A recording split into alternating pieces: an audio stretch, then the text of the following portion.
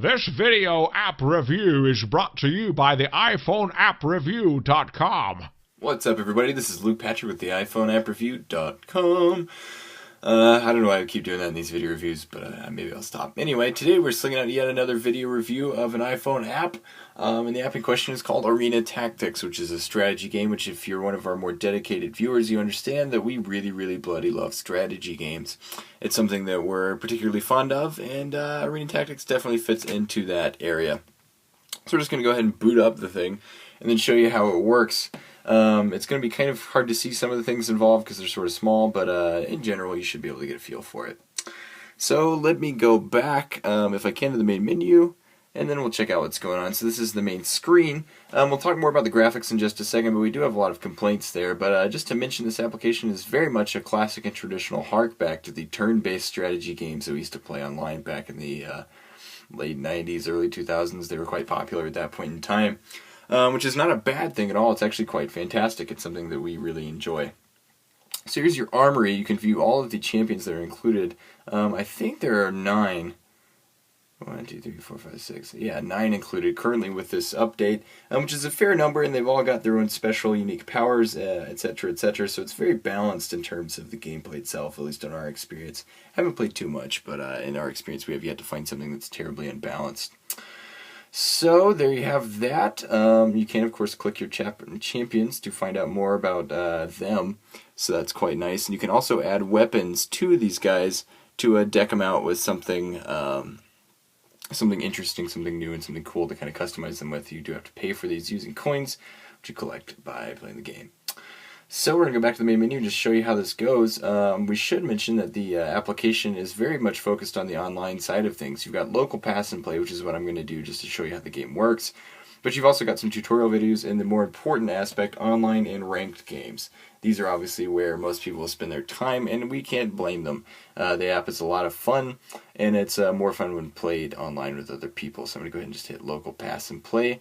Load up the game, turn length, let's set it down to 30, team size 3, sure. And then play.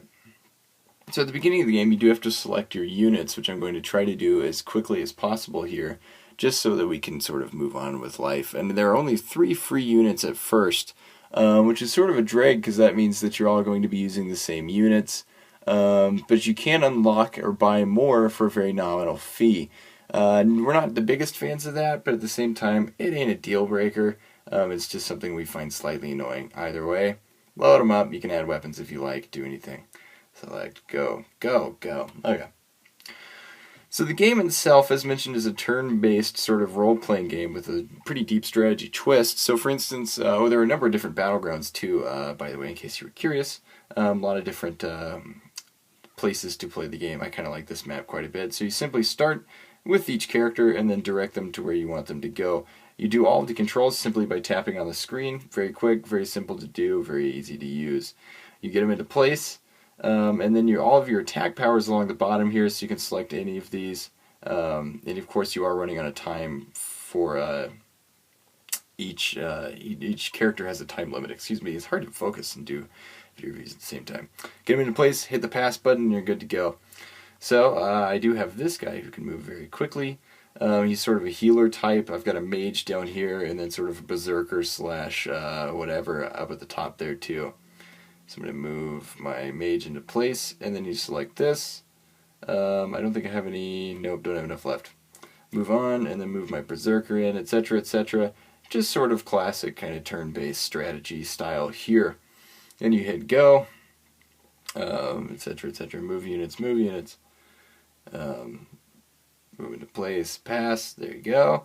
Now we get to the fun stuff where you start attacking. You can, of course, use all of your points down here, your command points, I think is what they're called, mana, whatever you want to call them, to attack your opponents. And it's very quick and very simple. Just simply tap these and then hit the opponent that you want to attack. Like, again, very quick and simple. And with the various items and weapons that you can customize your units with, you know, there's a lot of depth involved here, and of course with different units involved too, you're going to have a lot of strategy to think about, which is one of our bigger points about the game, is you actually do have to think about the strategy. which is obviously a complaint with some applications. If the depth isn't here, you're not going to be thinking about that, and you're not going to be strategizing, which is the whole point for us. That's the fun part. So we're glad that the units are spread out enough in terms of power-ups, etc., that they're actually quite... you basically need to think about the strategy to play the game. So now, time for complaints. The graphics are not our favorite thing in the world.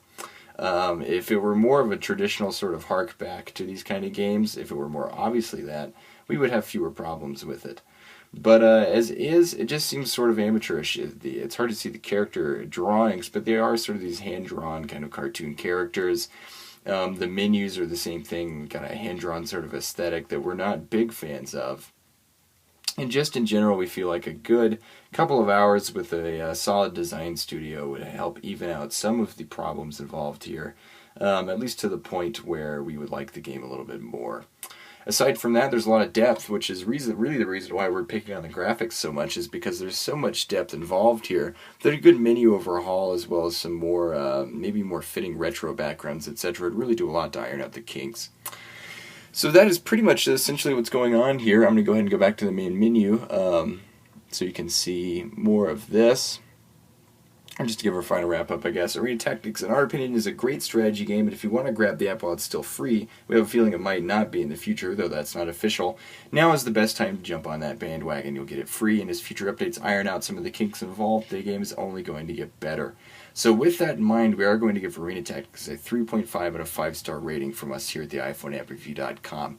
We think it's a great game, and it's got a lot of potential. It just needs some work. So with that in mind, 3.5 out of 5 for this free application called Arena Tactics, and that's all we have to say about it.